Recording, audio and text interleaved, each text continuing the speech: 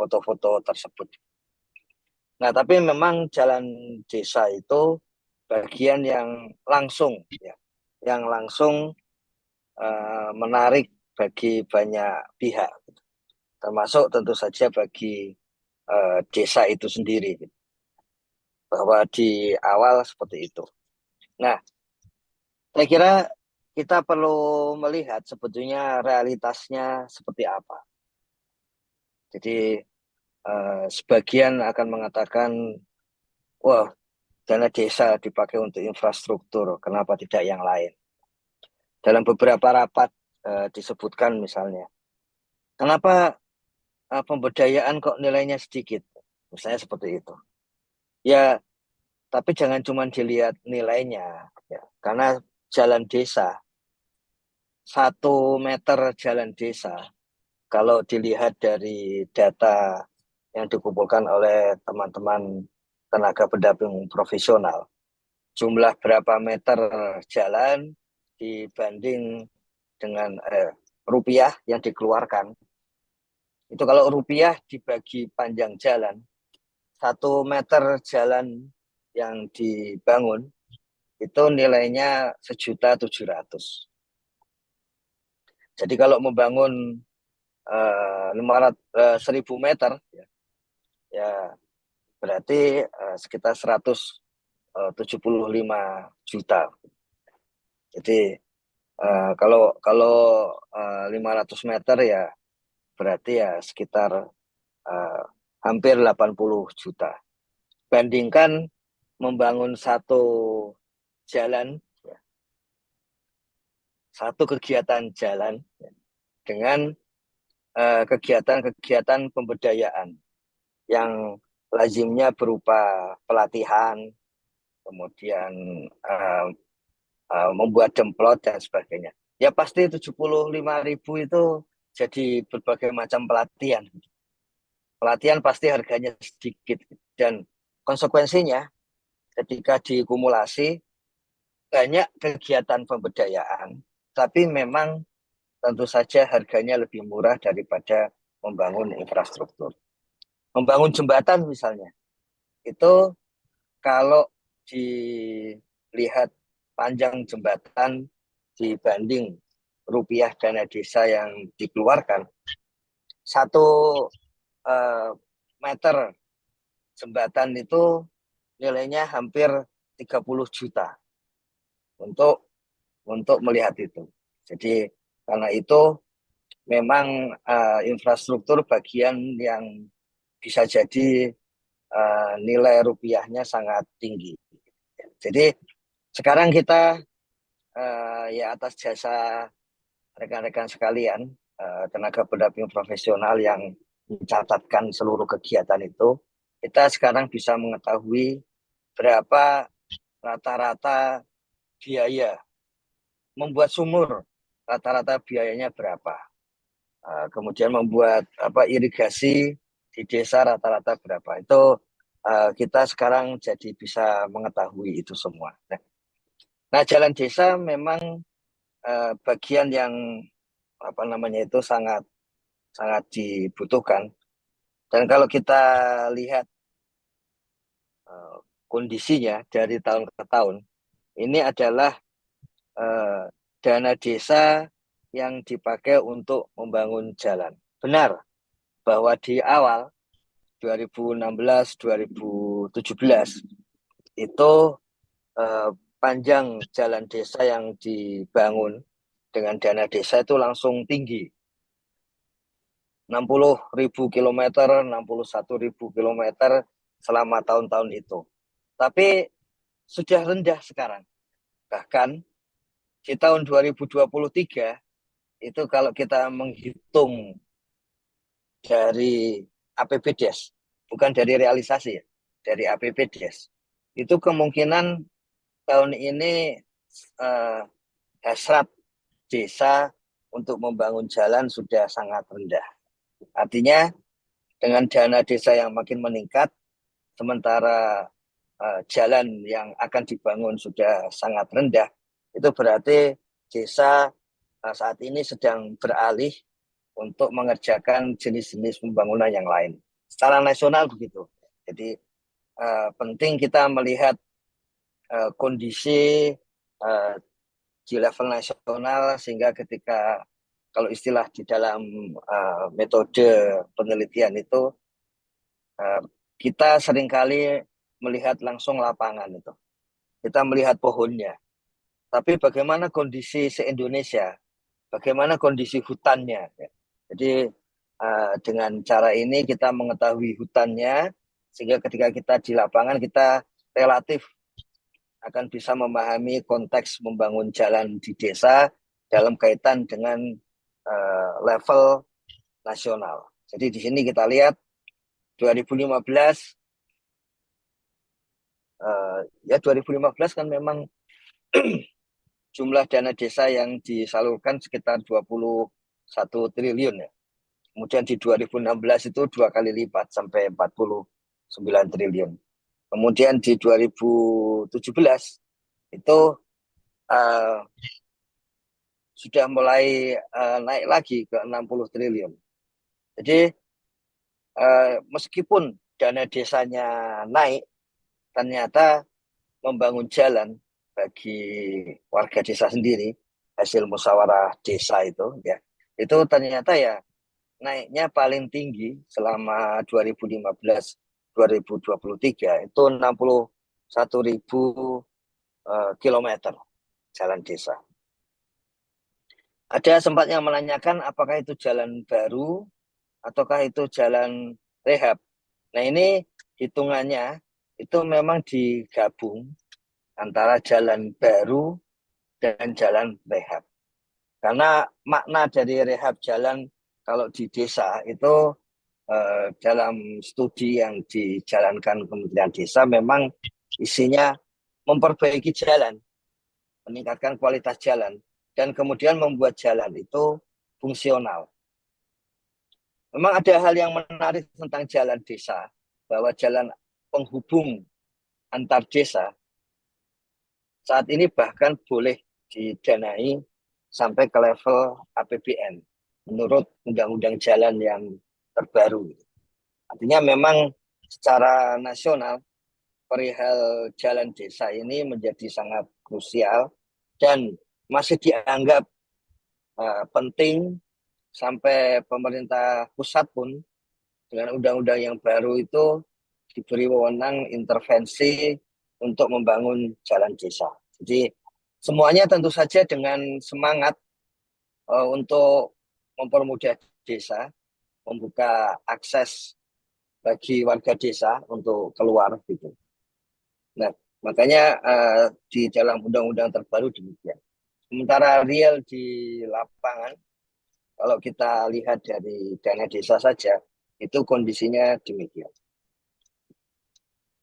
Ada hal yang menarik juga bahwa sepanjang COVID 2020 dan 2021 itu jenis kegiatan yang dipilih oleh desa kembali lagi ke jalan. Jadi tentu saja ini pada waktu itu lebih banyak menggunakan pola padat karya juga, meskipun itu berupa pemeliharaan jalan dan pembangunan jalan. Jadi ada hal yang menarik kenapa pas COVID justru ya 2020 kaget COVID turun, ya kan? Tapi 2021 naik lagi. Dan ketika rebound ketika ekonomi desa membaik, itu kalau kita lihat 2022, kemudian 2023 justru jalan desa sedang turun. Dan ini artinya ya moga-moga di lapangan itu berupa jalan yang sudah bagus, belum rusak misalnya gitu untuk direhab, atau memang sudah relatif habis, terutama untuk desa-desa yang berkaitan dengan ekonomi-ekonomi lokal, gitu, punya produksi-produksi lokal. Karena kita lihat di 2022 dan 2023 ini menurun. Sebenarnya memang ada hal yang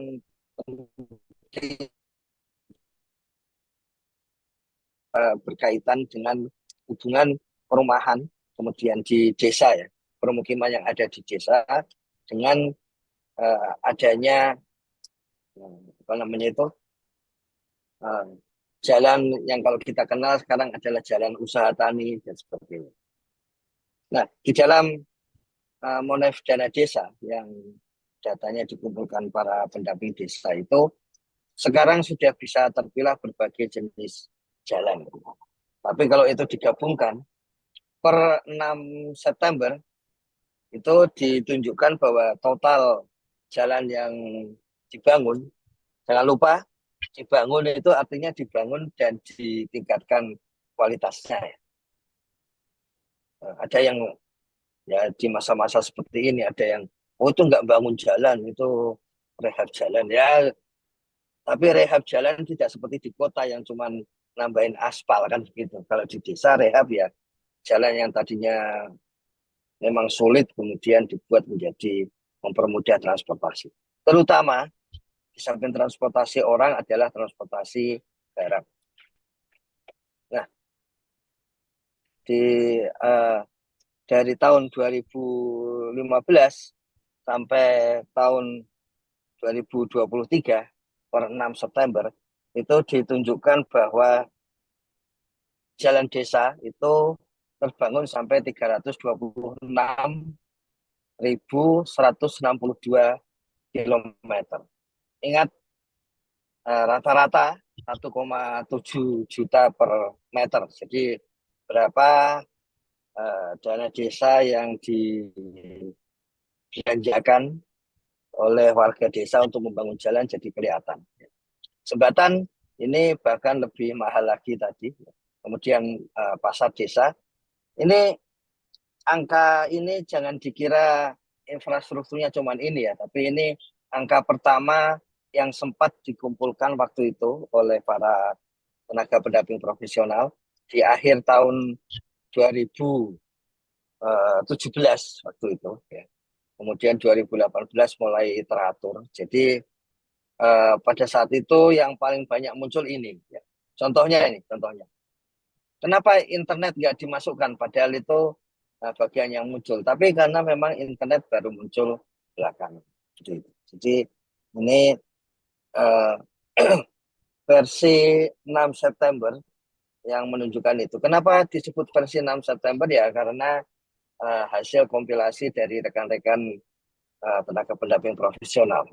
Meskipun kita sudah mengetahui dari APBDes itu desa hendak membangun sampai 9.000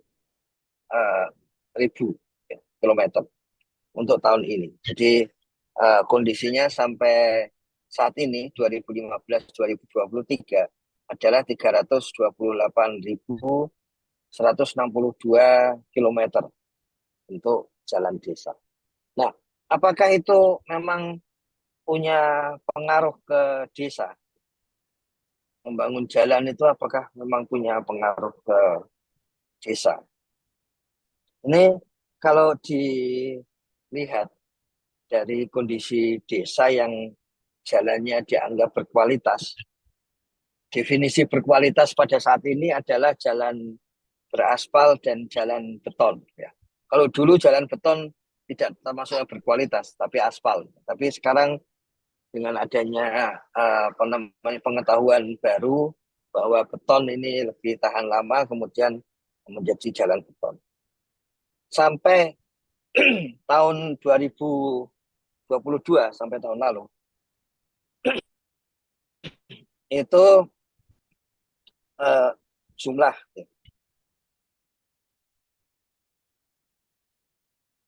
jadi sampai 2022 ada 59.262 desa yang jalan-jalan di desanya itu dominannya berupa jalan aspal dan jalan beton. Kalau kita bagi menjadi 75.265 desa. Jangan lupa itu jumlah desanya 75.265. Jadi kalau ada di beberapa akademisi mengatakan 83.000 desa itu berarti 75.265 desa plus sisanya kelurahan.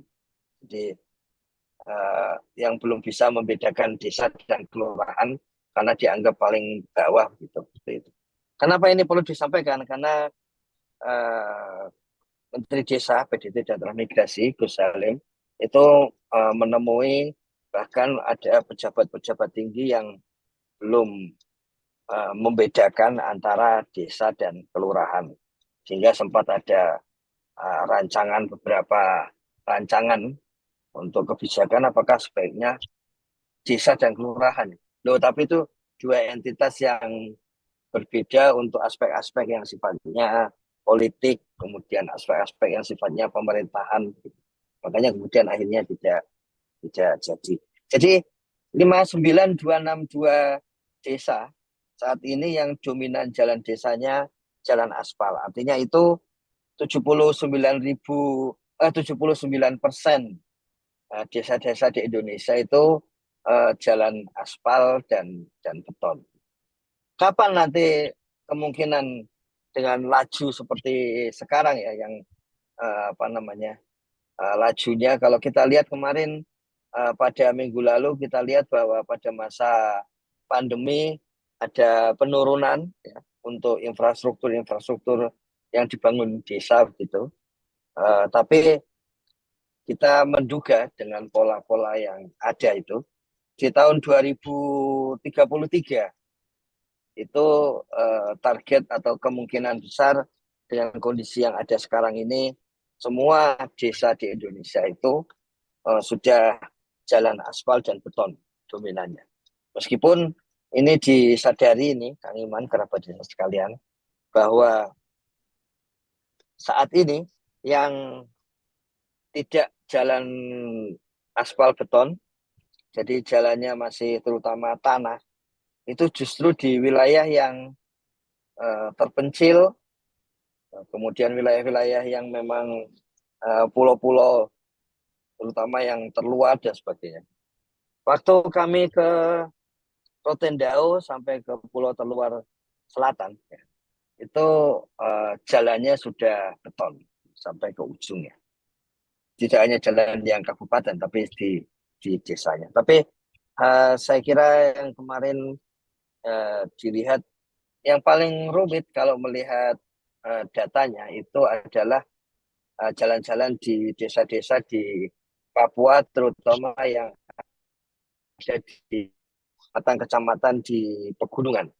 Jadi itu harus jadi catatan karena ketika kita uh, menyebut bahwa 2033 proyeksi seluruh desa jalannya dominan aspal dan beton, ya, itu sambil di kepala kita harus mengingat bahwa bisa jadi kalau itu nggak tercapai karena saat ini sebagian yang masih jalan tanah itu ada di pegunungan Papua yang memang jauh jauh lebih sulit.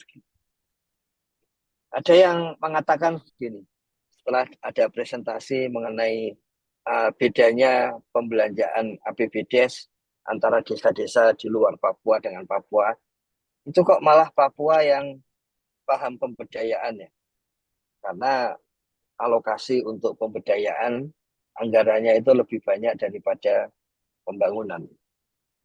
Loh, bukan karena itu, tapi karena memang sulit membangun. Karena biaya untuk membangunnya itu sulit. Bagaimana mau membangun jalan di pegunungan-pegunungan itu sementara mendatangkan bahannya itu sudah sangat sulit. Sehingga kalau sesuai kondisi lokal ya harusnya jalannya juga nggak harus aspal atau beton, tapi kondisi lokal yang ada. Misalnya di zaman dulu kalau kita membuat jalan batu, itu kan juga sebetulnya sampai sekarang beberapa jalan batu di Eropa misalnya, ya itu masih digunakan, ya, meskipun karena alasan-alasan turisme maka itu hanya dipakai untuk turis-turis ya kebutuhan-kebutuhan pariwisata gitu supaya batu-batunya tidak kemudian apa kena gesekan-gesekan lebih banyak. Tapi itu bisa memungkinkan hal seperti itu mestinya. Cuman secara statistik memang hitungan globalnya yang dimaksud jalan berkualitas aspal dan beton.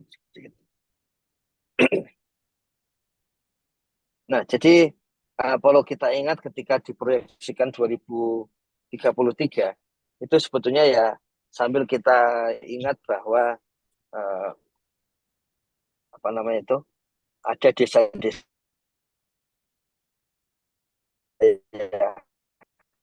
Papua memang tidak sulit ya, tidak mudah untuk kemudian eh, membangun jalan. Nah, apakah kita kalau dulu itu apa namanya paling tidak kalau kita lihat eh, kondisi berita-berita di tahun 2015 bahkan sampai sekarang pun masih punya pandangan begitu. Harus bangun jalan memang supaya desanya jadi maju gitu. Ya. Harus bangun jalan kalau mau statusnya mandiri. Harap kita ingat bahwa ketika IDM itu disusun dengan nilai 1, kemudian dibagi menjadi 3 indeks dengan subnilai sama, yaitu 33% dari nilai 1 itu. Kemudian jalan itu masuk ke dalam aspek-aspek yang sifatnya uh, ekonomi, itu nilai untuk jalan menjadi jalan aspal dan beton itu tidak sampai nilainya 1 dari 100. Jadi upayanya besar, tapi sebagai alat untuk mendongkrak nilai kemandirian desa, hitungan kemandirian desa dengan indeks desa membangun itu sebetulnya sangat kecil. Ya dulu itu tidak mungkin tidak disadari gitu ya, tapi sekarang sebetulnya relatif orang sudah menyadari itu. Jadi perlu disampaikan di lapangan itu warga desa relatif memahami bahwa membangun jalan itu memang penting. Tapi sekarang sebagian dari para pegiat desa juga sudah menyadari realnya jalan itu penting, tapi jangan terlalu berharap untuk kemudian menjadi bagian dari peningkatan indeks desa membangun atau menuju desa mandiri versi indeks desa membangun. Karena proporsi untuk penunjang dari indeks ini sangat kecil, kalau nggak dikatakan terlalu kecil ya, karena nggak sampai 1% pengaruhnya. Nah, jadi ketika kita melihat sekarang ini, dan ini ada hal yang menarik ketika dilihat ini, kalau yang sambil kita sedikit memicingkan mata gitu ya. Kalau yang warna biru itu kelihatan terasa lebih bobotnya lebih banyak di sebelah kiri. Ya. Kemudian kalau yang oranye bobotnya lebih banyak di sebelah kanan. Artinya apa ini? Artinya gambar ini menunjukkan bahwa di tahun lalu, yang dulu, paling tidak di 2015 sampai katakanlah 2018, gitu, 19, itu desa relatif tidak akan maju. Karena bobotnya terlalu banyak di kiri. Kalau sekarang, kita sebetulnya punya keyakinan dengan gambar ini bahwa desa bisa maju dengan energinya sendiri. Karena apa namanya itu gambarnya menunjukkan yang oranye itu menunjukkan bahwa yang kanan lebih besar, lebih banyak daripada yang kiri. Jadi gambar ini menunjukkan apa namanya itu boleh dikatakan bebannya kalau yang biru bebannya terlalu ke kiri. Jadi artinya ya desa kemungkinan sulit maju lah gitu. Tapi yang kanan kita lihat bahwa yang oranye kita lihat bahwa bebannya gambar apa histogram yang tinggi-tinggi itu ada di kanan itu. Artinya sebetulnya tendensinya, kecenderungannya desa-desa sekarang sudah bisa maju secara sendiri-sendiri. Gitu. Jadi ini yang menarik seperti itu. Jadi dan peningkatan terbesar adalah dari Mandiri dan Maju. Nah, yang perlu juga diingat bahwa IDM itu lebih menunjukkan fasilitas, ya, output, fasilitas yang terbangun di desa, ya. Fasilitas yang sudah terbangun di desa. Jadi memang ini punya makna yang penting, terutama ketika sekarang orang membanding bagaimana eh, bagaimana supaya eh, desa itu tetap bisa maju dengan melihat kondisi eh, di dalamnya sendiri, ya. Nah, kemudian apakah ada peran penting, real peran penting dari eh, desa itu, jalan desa itu untuk ekonomi? Ya. Kalau kita lihat di sini, ya, ini kita melihat hubungan antara berapa persen keluarga miskin. Kenapa kita gunakan ini? Karena data yang kita miliki ini. Jangan jangan meminta data yang lain, misalnya berapa pendapatan warga desa kita, eh, datanya lebih sedikit daripada data ini. Ini menggunakan IDM yang sudah dibuat rekan-rekan sekalian 2023. Jalan itu kalau dia memang berguna, maka akan ada transportasi umum masuk ke desa itu.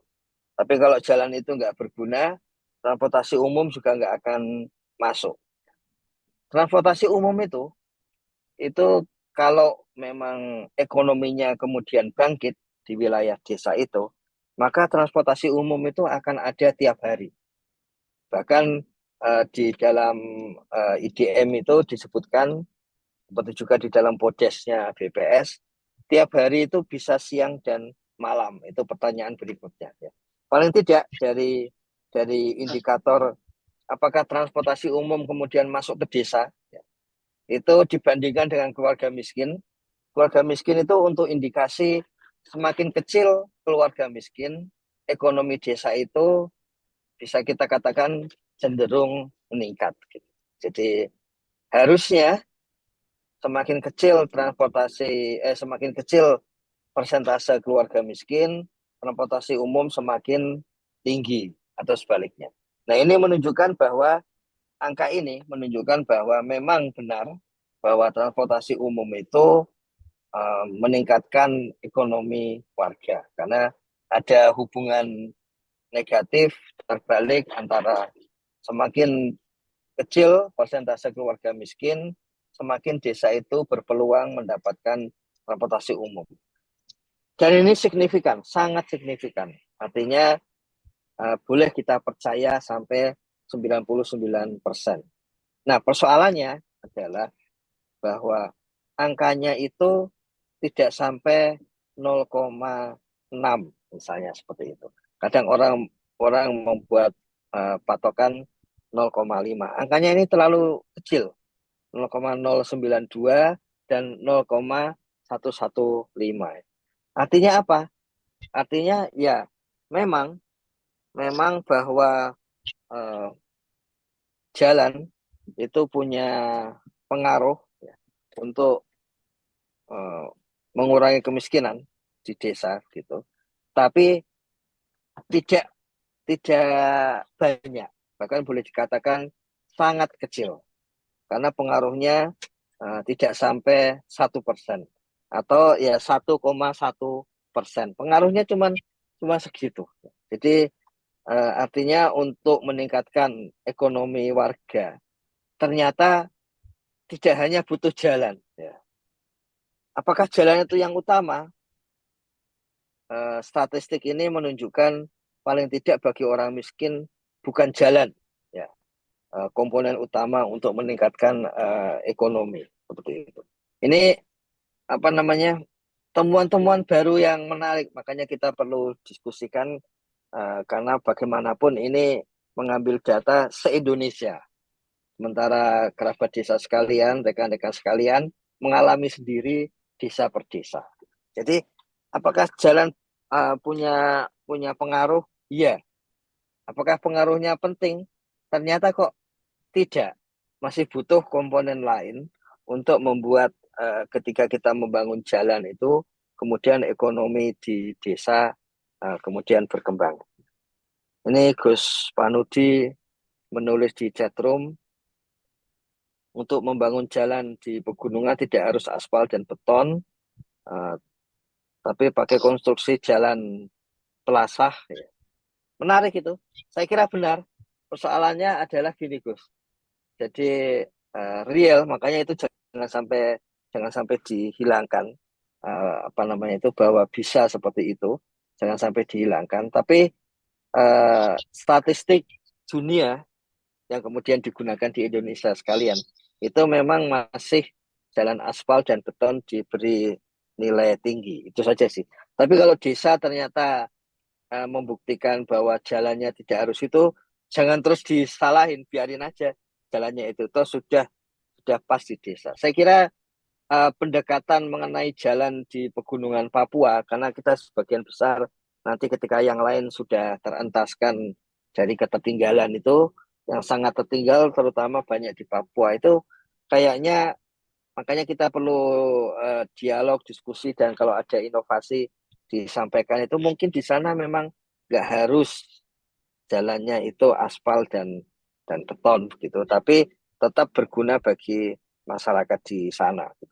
Nah, kemudian yang kita perlu hati-hati itu adalah bahwa ada tendensi ketika jalan itu kemudian bagus, ya, ya statusnya memang tinggi itu. Dan yang kita khawatirkan sebetulnya, ya, itu adalah ketika uh, senjangnya terlalu jauh. Ya. Ini coba kita lihat misalnya begini. Status desa 2023. Jelas itu status desa tadi sudah disampaikan berkaitan dengan fasilitas yang ada di desa, output ya. Jadi memang sudah pastilah kalau mandiri desanya maka jalannya ya pasti lebih bagus itu. Tapi persoalannya adalah 89% aspal beton di desa mandiri ya. Desa-desa maju 83%-nya itu dominan aspal beton. Berkembang langsung jauh ke 68%. Jadi desa-desa berkembang itu yang aspal beton itu, dominan aspal beton itu hanya 68% dari desa berkembang. Begitu desa tertinggal, turun lagi hampir separohnya. Dan begitu desa sangat tertinggal, jauh di bawah. Artinya kalau kita lihat seperti ini, senjangnya itu antara 89% desa-desa mandiri beraspal beton dibandingkan dengan 7% desa sangat tertinggal yang dominan aspal beton ya. Kalau kita lihat di situ, perbandingannya itu sampai 80%. Jadi ini sebetulnya untuk memahamkan kepada kita ketika kita mengetahui secara nasional ada sekian ribu kilometer jalan dan sebagainya, tapi ketika dilihat langsung per status desa, yang artinya di sini layanan ya fisik yang ada di desa itu kelihatan sekali senjangnya begitu jauh. Ya. Kemudian kualitas, tidak sekedar jalannya aspal, tapi jalan aspalnya rusak apa tidak. Ya. Tidak sekedar jalannya beton, jalannya rusak apa tidak. Ini pun kualitas ini dari IDM, ini kelihatan bahwa di desa mandiri 89% jalannya aspal beton. Kualitasnya 79% bagus. Jadi ada, boleh dikatakan kalau dibandingkan aspal beton tadi, ada senjang 89 dikurangi 79 ya 10% desa-desanya. Nah, ketika mandiri itu yang kualitas permukaan jalannya bagus 79%, yang maju itu sudah turun banyak dibandingkan di atas. Coba aspal beton 83%, kualitas bagus 65 kan, berarti senjangnya lebih jauh lagi ya. Kalau yang di atas yang mandiri 89 kurangi 79 10%, yang maju 83 kurangi 65 berapa persen itu? 3 dikurangi 5 apa namanya itu 8, kemudian 7 dikurangi 6, 1. Jadi 18%. Yang di atas 10%, ke bawah 18%, kecuali yang itu ya, yang sangat tertinggal ya. Ini memang bedanya sedikit, tapi ya apa namanya terlalu kecil juga. Jadi dalam hal aspal beton ada senjang 89 kurangi 7, jadi sekitar 82%. Kalau dalam hal kualitas jalan, 79 kurangi 7, sekitar 70%. Jadi senjangnya itu relatif tinggi, karena lazimnya kalau kita senjang itu ya misalnya paling tinggi 20%. Itu senjang yang secara apa psikologis dianggap masih ya nggak apa-apa lah kalau segitu gitu. Tapi kalau sudah di atas 20% biasanya kita anggap terlalu tinggi. Bahkan ini kan sampai 70% dan 80%. Jadi kita perlu menyadari ini tentang bagaimana bedanya jalan di desa mandiri dengan desa yang tertinggal, bahkan di desa sangat tertinggal. Nah, kemudian kalau kita lihat lebih lanjut, ini juga yang kemarin kita sempat diskusikan, eh, bahwa bagaimana pemeliharaan jalan itu, ya kan? Nah, pemeliharaan jalan itu antara lain ditanyakan di dalam IDM itu, apakah warga desa biasa bergotong royong terutama untuk pembangunan. Ini juga ada hal yang menarik, bahwa ternyata desa sangat tertinggal itu 72% desa sangat tertinggal yang punya kebiasaan gotong royong. Tapi desa mandiri 99,89%. Ini yang kemarin kami sampaikan bahwa ternyata semakin maju desanya, gotong royongnya juga semakin muncul gitu ya. Jadi eh, kadang-kadang ini pengalaman kami ya, ketika sejak 2015 itu karena ada undang-undang desa, kemudian ada dana desa, dan dari situ keinginan publik untuk mengetahui tentang desa itu naik. Itu kami sampaikan data-data statistik, dan itu uh, membuat ya nggak enak mungkin ya. Ya nggak enak karena yang selama ini, pikiran-pikiran selama ini ternyata kok beda dengan data-data faktualnya. Salah satunya ini sekarang. Seringkali kita, wah ya itu maju, desanya maju, semakin seperti kota, tapi justru karena itu gotong royongnya menjadi turun.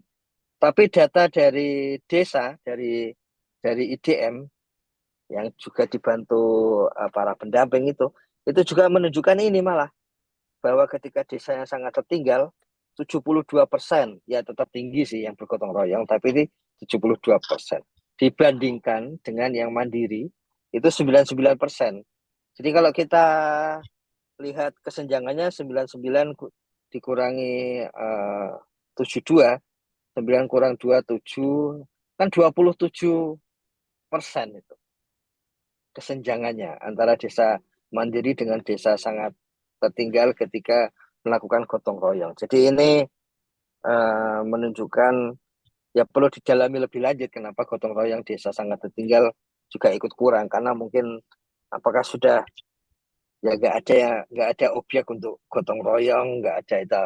Nah, kita nggak tahu, belum bisa mendalami detail gitu. Tapi data baru ini yang dikumpulkan minggu lalu ini memberi gambaran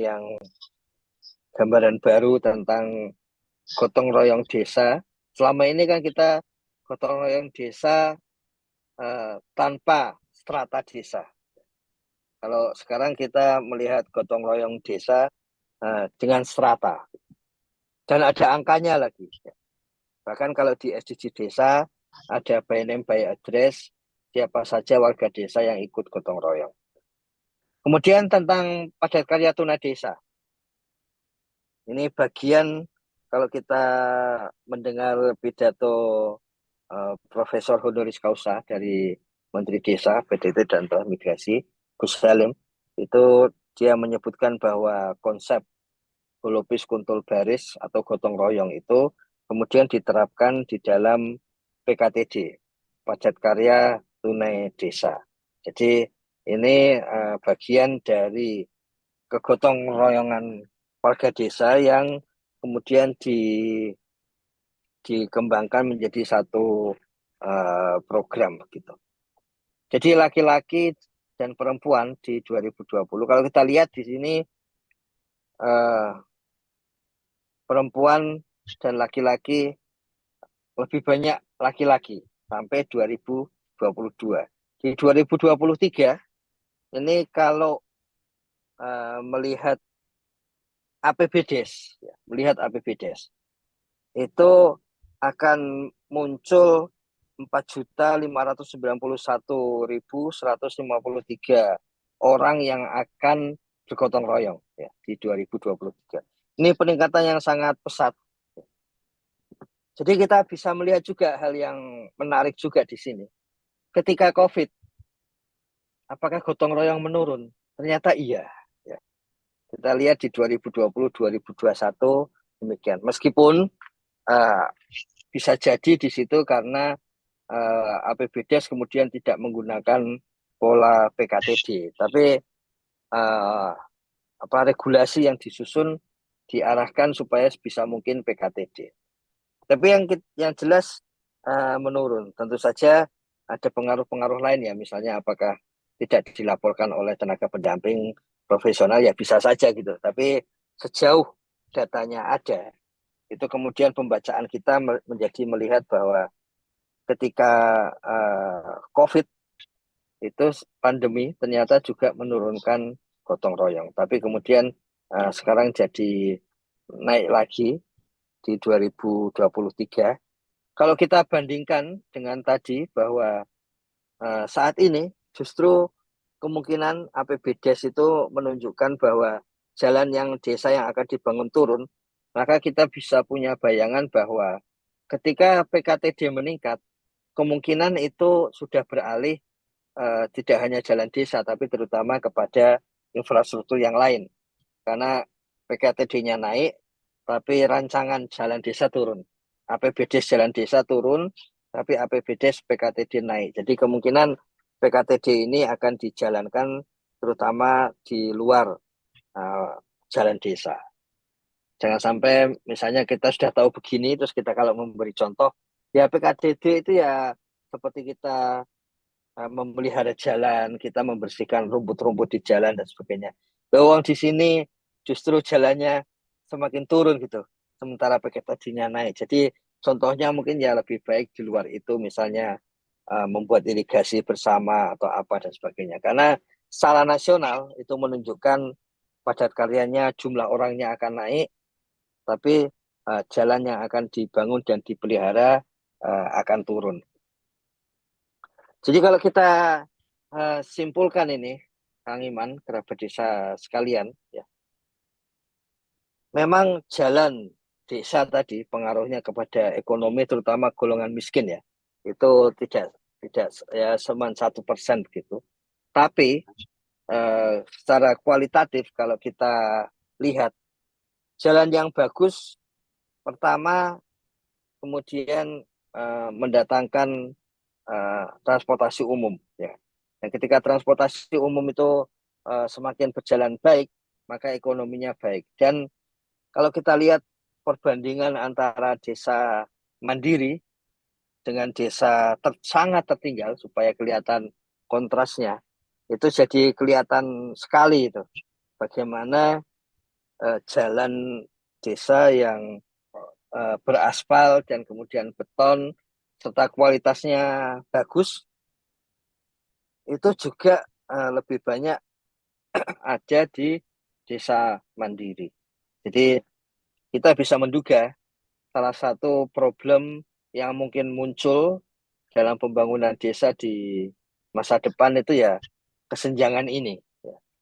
Kesenjangan jalan, kualitasnya, bahkan sampai pemanfaatannya. Coba kita lihat misalnya jalan desa yang dapat dilalui kendaraan bermotor roda 4.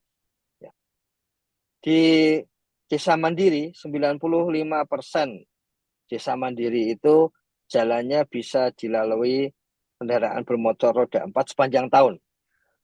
Apa yang dimaksud dengan sepanjang tahun?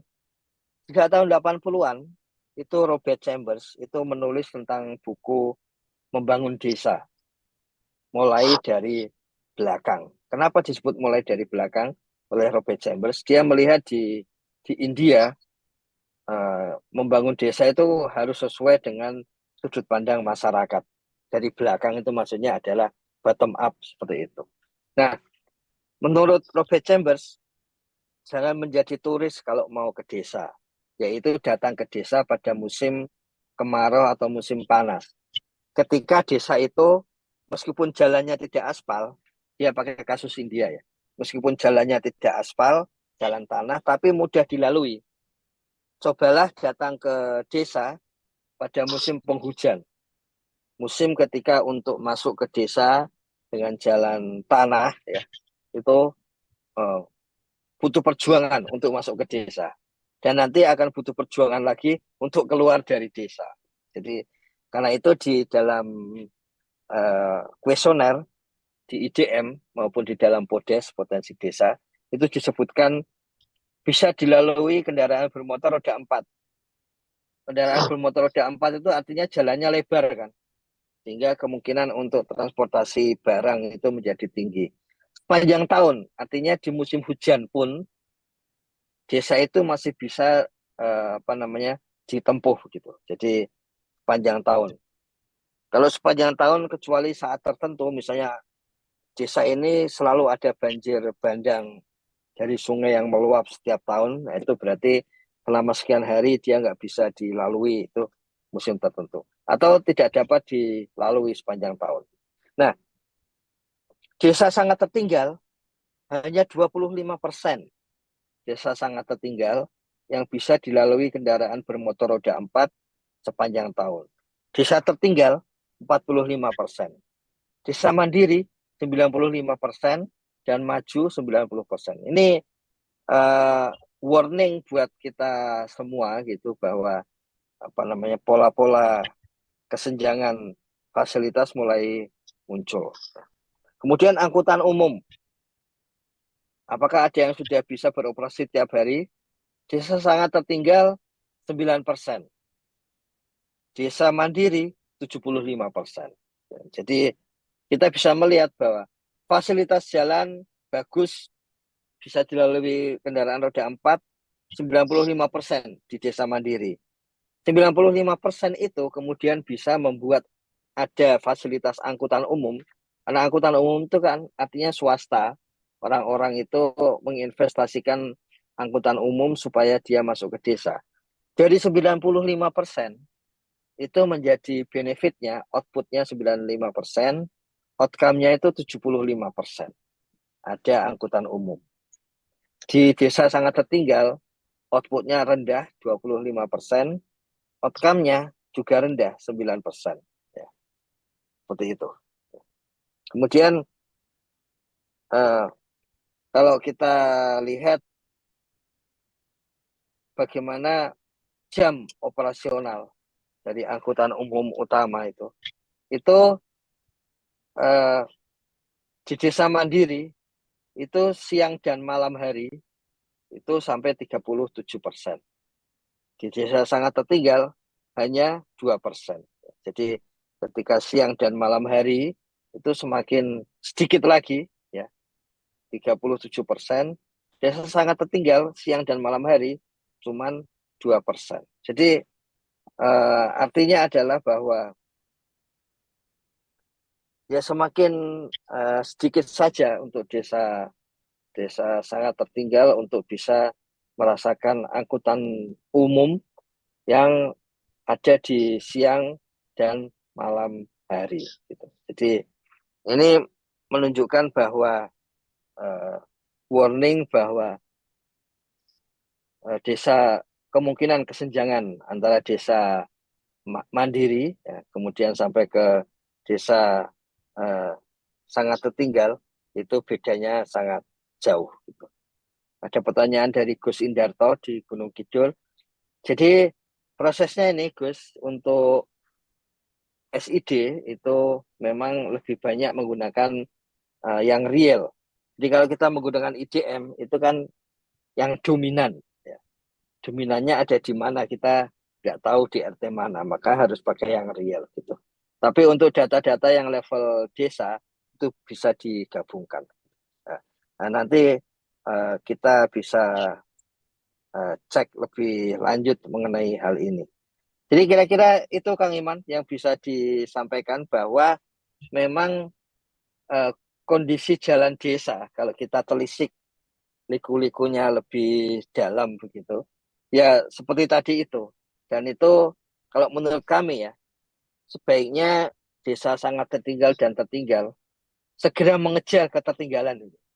Karena apa namanya tanda-tanda munculnya kesenjangan sudah mulai ada ini. Ya. Jadi sebaiknya mulai itu. Dengan tadi yang disampaikan, termasuk di dalam chatroom Gus Panudi menyampaikan, tetap pakai teknologi lokal nggak apa-apa. Jangan terlalu terpaku dengan apa namanya uh, statistik tadi. Ya. Karena statistik itu untuk memberikan gambaran global, tapi uh, statistik itu perlu di-challenge, perlu ditantang terus-menerus dengan teknologi lokal. Dan kalau ada yang tepat terutama untuk rekan-rekan kita yang ada di Papua gitu. Kemudian di pulau-pulau terpencil itu mungkin perlu kita diskusikan gitu. Kita dikemukakan dan kemudian kita diskusikan sehingga persoalan transportasi tadi jalan itu di tempat-tempat tersebut kemudian menjadi mudah gitu. Ada yang menyatakan begini, loh di Papua memang nggak ada jalan aspal ya. Tapi kan yang penting pesawat bisa turun di situ. Nah, padahal jalannya jalan tanah, tapi yang sudah sangat keras sehingga pesawat pun bisa turun. Nah, misalnya, ya maksudnya argumen-argumen seperti itu ya perlu, perlu kita cek dengan kondisi lapangan. Dan kalau memang benar sama dengan kondisi lapangan, berarti memang ada jenis argumen lain berkaitan dengan kualitas jalan desa. Kayaknya begitu, Kang Iman kerabat desa sekalian yang bisa disampaikan nanti bahannya bisa kami share kemudian. Nanti kami cek ulang terutama yang bagian terakhir. Nanti ya dari tim data memberikan data dengan angka 3 angka di belakang koma. Ini kalau kalau nggak hati-hati nanti karena 3 angka di belakang koma kalau nggak hati-hati nanti dikira ini ribuan ya. Padahal itu karena sebetulnya persentase sebetulnya cuman nanti tinggal saya potong sedikit satu angkanya itu biar lebih mudah dibaca. Begitu Kang Iman, kerabat desa sekalian. Jangan lupa itu perhatian ada kemungkinan kesenjangan desa berbasis jalan tadi, baik output maupun outcome-nya. Begitu angkutan yang masuk juga mulai terlihat perbedaannya sehingga ketika kita ya para pegiat desa, pendamping desa, apalagi Kades dan Sekdes perlu segera bergerak gitu supaya tidak terlalu jomplang nanti kesenjangannya. Gitu Kang Iman. Terima kasih. Terima kasih Gus Ivan. Ini mungkin sedikit saya cermati adalah kaitannya dengan fasilitas umum dasar di desa. Selain ada Ya, jembatan dan jalan adalah landasan pesawat, Pak. Karena kan ya, kita ya, tidak, betul. kalau kita bicara tadi ada sebuah kearifan lokal, berarti pohon itu bisa menjadi sebuah apa namanya catatan sendiri bahwa fasilitas umum dasar di desa selain jalan dan jembatan juga ada landasan pesawat. Itu aja sih Gus yang bisa kami simpulkan karena ini menjadi bagian kebutuhan oleh masyarakat apa namanya seberapa jauh terkait dengan adanya penggunaan dana desa. Otomatis seperti kayak di Papua, wah kalau kalian landasan umum, landasan pusat bisa, berarti nanti dari desa bisa dong untuk gitu. Mungkin seperti itu guys. Silakan Gus, mungkin ada sedikit tanggapan gitu. Iya, saya kira belum pernah terpikirkan itu Kang Iman memang, ya kan? Selama ini kan kita nggak pernah berpikir seperti itu. Mungkin Itu hal yang menarik Kang Iman. Termasuk kalau nggak bisa apa namanya karena lahannya nggak bisa untuk landasan pesawat butuh berapa puluh meter itu ya. Apakah landasan helikopter bisa digunakan gitu. Saya pernah ke tahun 90-an ke Mamberamo gitu di tepi Sungai Mamberamo itu. Waktu itu masih banyak buayanya gitu.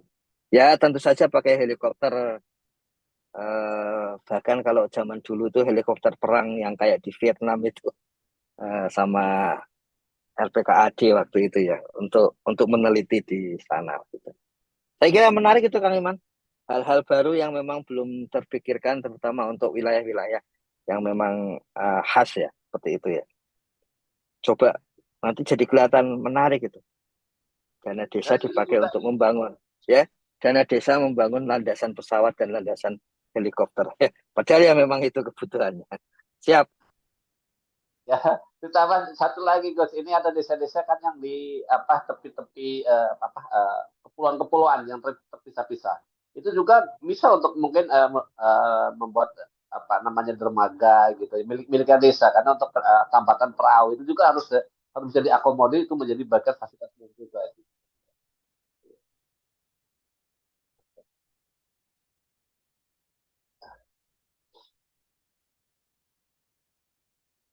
Ya benar Kang. Berarti ya eh, yang penting seperti biasa ditunjukkan sebagai hasil dari musyawarah desa gitu. Dan itu bagian yang penting gitu. Kayaknya begitu Kang Iman. Terima kasih Gus Ivan atas penjelasannya pada pagi ini. Besok kita berjumpa kembali di ruang cakap desa dan saya sebagai host di ruang cakap desa pagi hari ini mengucapkan terima kasih atas penjelasannya dari Gus Ivan dan saya mengucapkan terima kasih pada seluruh kerabat desa yang hadir di Zoom dan di YouTube. Selamat berjumpa kembali di ruang cakap desa. Kita makin cakap, desa makin mantap. Salam isi desa. Wassalamualaikum warahmatullahi wabarakatuh.